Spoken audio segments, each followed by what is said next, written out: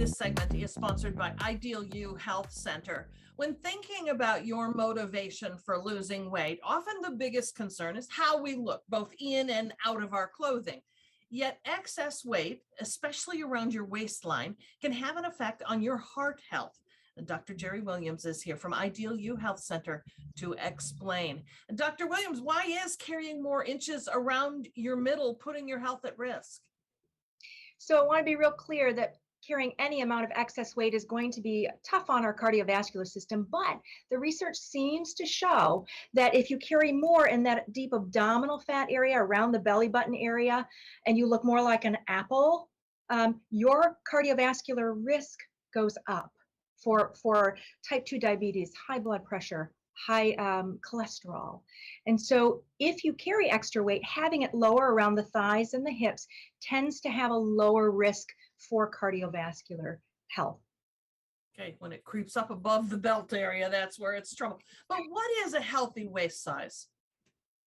So it used to be 35 inches for women and 40 inches for men would be the top end. But recently, the International Diabetic Association has shifted that so that it's 35 inches top waist measurement for men and 31.5 top waist measurement for women, because they see so much connection between that abdominal fat accumulation and developing type 2 diabetes. And yet that is such a difficult part of the body to change. What can people do to reduce their waist size? Yeah, that is the last place to go, unfortunately, and it's the first place we notice for sure. Some of the best ways, the simplest and most effective and the fastest, is to cut out drinking sugar. So if you have sugary coffee drinks, sports drinks, soda, even smoothies and alcohol, drinking your sugar is going to be the fastest way to put on weight around your abdominal area, and of course the fastest way to get rid of it. The other thing is eat during the day, not at night, which means set a sleep time that's around 10 or 11 and don't eat anything after about 7 o'clock. That way you're not putting in food calories at the time when your body should be repairing, and ultimately you're going to store it as fat if you're eating during that time. So I'm hearing you that sugary foods are a number one, and if we all cut those things out, the sugary drinks, I think you said.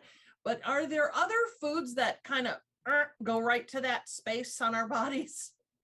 Well, for sure, those things that get broken down into sugars, such as chips and starchy foods, those things are also going to eventually show up around the middle. But the biggest culprits are the ones that get us filled up with sugar really quickly, and those are the drinks and the sugary snacks. And of course, I know that there are exercises that really can target that part of the body. I wish that were true. The